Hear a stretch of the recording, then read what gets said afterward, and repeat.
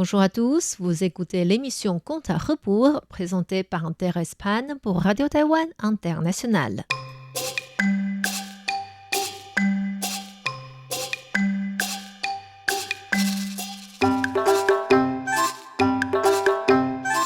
La semaine dernière, nous avons vu que pour remercier Qigong de sa faveur, un grand nombre de personnes étaient arrivées au temple Lingying avec de l'argent le jour que Qigong avait indiqué.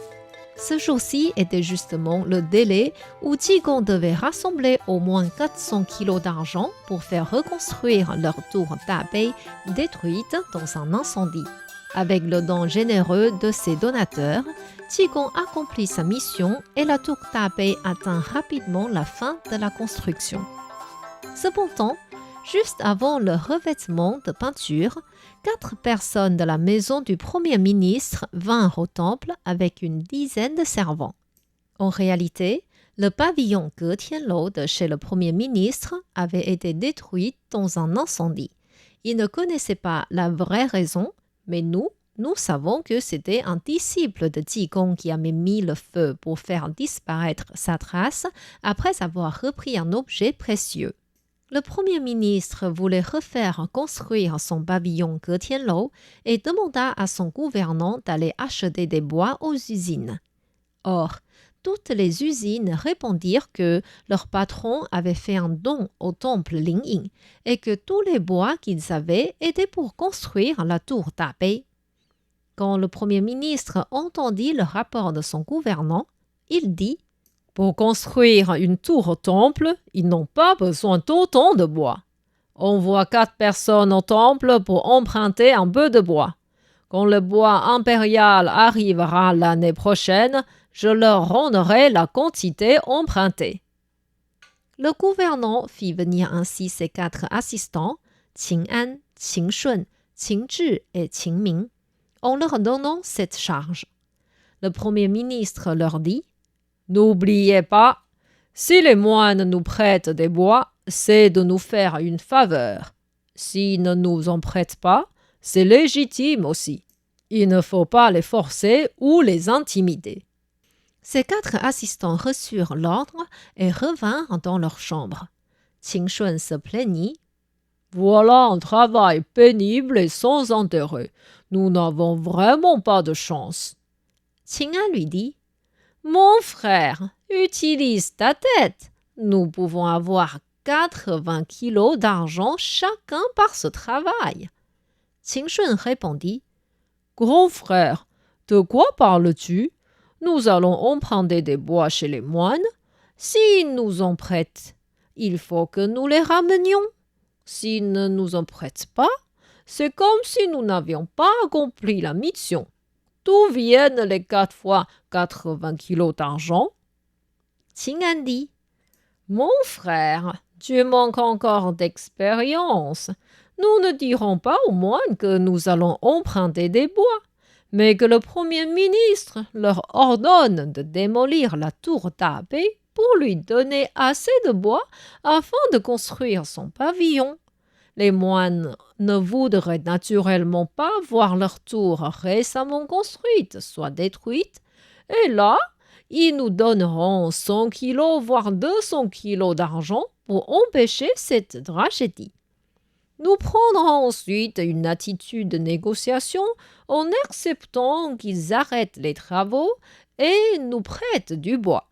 Mais nous dirons au Premier ministre que les moines veulent nous vendre du bois au lieu de nous les prêter. De cette manière, nous pourrons encore obtenir plus d'argent. N'est-ce pas là une affaire très avantageuse? Oh, quelle bonne idée!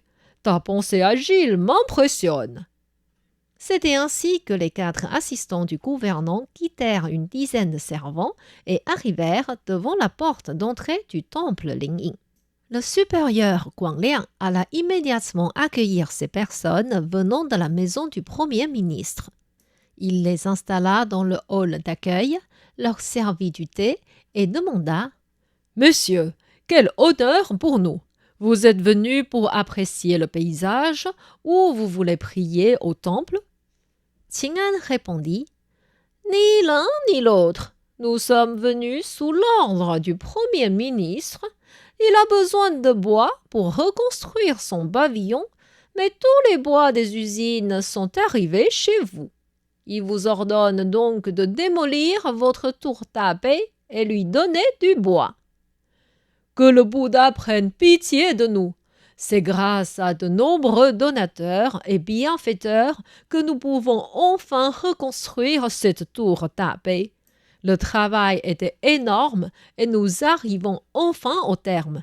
Si nous la démolissons maintenant, tous nos efforts seront vains et nous ne savons pas si nous pourrons la reconstruire un jour. S'il vous plaît, parlez en bien pour nous devant le Premier ministre. Avant que Qing'an lui donne une réponse, son frère Qingshun prit la parole. L'ordre du Premier ministre est comme l'ordre impérial. Personne ne peut lui désobéir. Qing'an le regarda avec de grands yeux et raisonna. Ce n'est pas possible. Il devrait dire « Bon, nous pouvons essayer de négocier pour vous, mais cela dépend aussi de votre sincérité. » En lui faisant des signes des yeux, il va comprendre ce que nous demandons. Maintenant, cet idiot ferme la porte avec cette phrase absolue. Comment pourrais-je reprendre?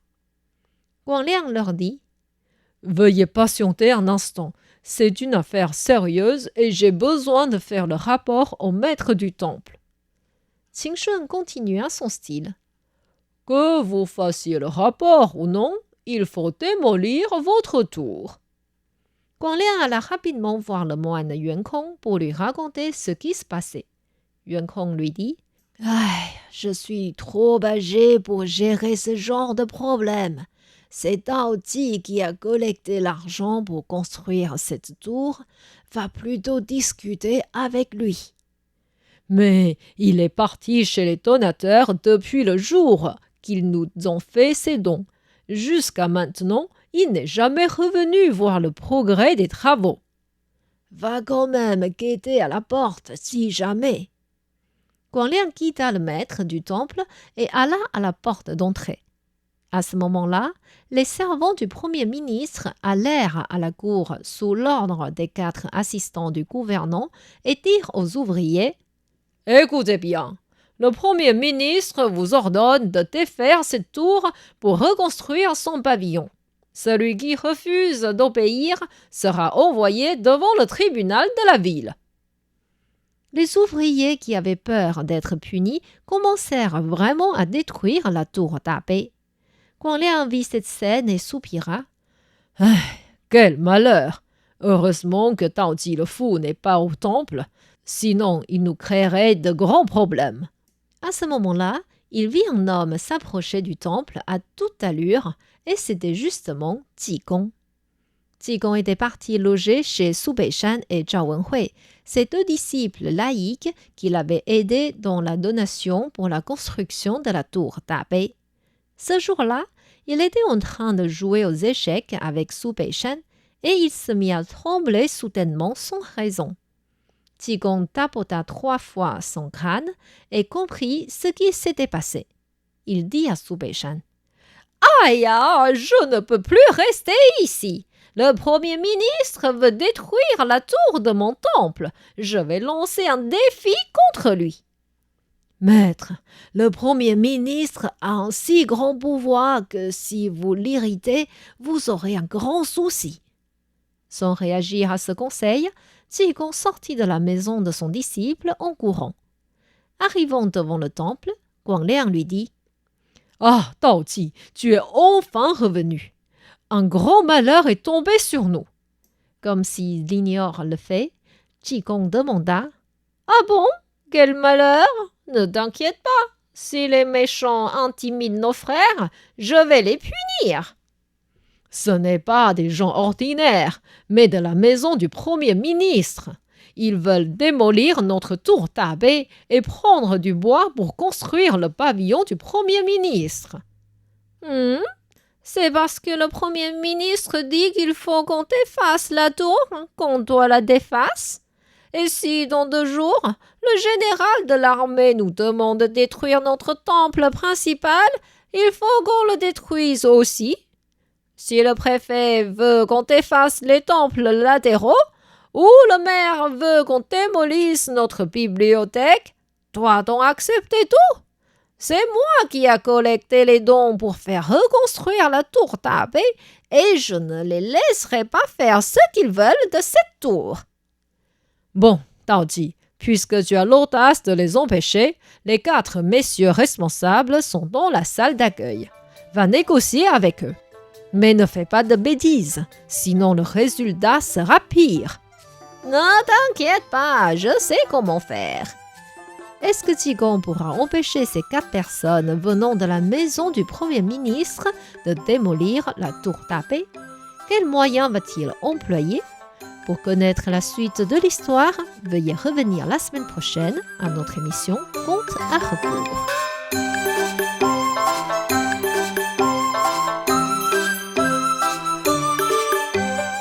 C'était Contes à rebours présenté par Thérèse Pan sur les ondes de RTI.